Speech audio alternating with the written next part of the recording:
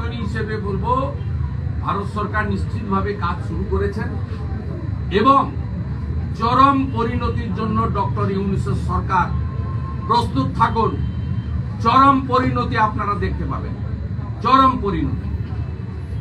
এনাফই জানাব। ভারতীয় জনতা পার্টির বিধায়করা বাংলাদেশ ডেপুটি হাই কমিশনের দিকে এগোবে, বাধা পেলে রাস্তায় বসে বিক্ষোভ হবে। আমি আপনাদের মাধ্যমে গোটা রাজ্যের হিন্দুদের বলবো, ধ্বজ নিয়ে, শাক নিয়ে সর্বত্র মিছিল মিটিং করুন। সাধারণ মানুষের অসুবিধা না করে, অবরোধ না করে আপনারা ব্যাপক প্রতিবাদ করুন। মশাল মিছিল, মোমবাতি মিছিল, প্রদীপ মিছিল সর্বত্র করুন। হিন্দু রাস্তায় নামুন, আমরা দেখতে চাই, আবেদন করি।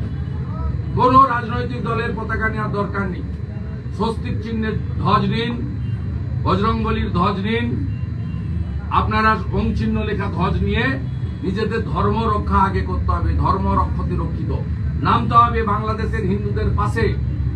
পূজ্যপাদ সরসংঘ চালক বিজয়া দশমীর দিন বলেছেন, নাগপুর থেকে গোটা পৃথিবীর হিন্দু বাংলাদেশের হিন্দুদের সাথে আছে। তাহলে কেন হিন্দুরা ঘরে বসে আছেন? আমরা বিধানসভার গেটে এমএলএরা করেছি। আমি সুন্দরবনে গেছিলাম, ফিরে এসেছি। এখানে বেহালার আমার সমস্ত হিন্দু ভাই কর্মী সমর্থকদের নিয়ে এখন আমরা প্রায় সহস্রাধিক মানুষ এখানে হেঁটে প্রতিবাদ করব। পরশুদিন হিন্দু জাগরণ মঞ্চ শিয়ালদা থেকে হাই কমিশন অভিযান ডেকেছে 2টোর সময়। হাজারে হাজারে হিন্দু নামুন, শাক, শঙ্খ, শিলা, কংসাল নিয়ে নামুন। আমরা ঘোষণা করেছি সোমবার দিন পেট্রোপোল অবরোধ হবে, বড় অবরোধ হবে। সেখানে শান্তনু ঠাকুর মহোদয়ের তাকে আমরা অনুরোধ করেছি।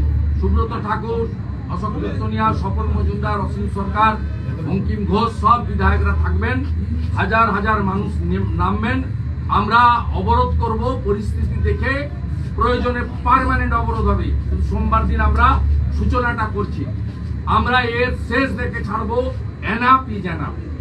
শুধু চিন্ময় প্রভু নয়, আজকে চট্টগ্রামে হাজারখানি হিন্দুকে ওখানে মারা হয়েছে, হতাহত হয়েছে। এই মুহূর্তে আপনাদের ছবি দেখিয়েছি, ভিরিঙ্গি বাজার চট্টগ্রামে মন্দির ভাঙছে। এর প্রতিক্রিয়া হিন্দুদের দেখাতে হবে। শুধু হিন্দু নয়, হিন্দু, বৌদ্ধ এবং অন্যান্য যারা মাইনরিটিজ আছে ওখানে প্রত্যেকে আক্রান্ত। গোটা পৃথিবীব্যাপী আওয়াজ তুলতে হবে। বলুন।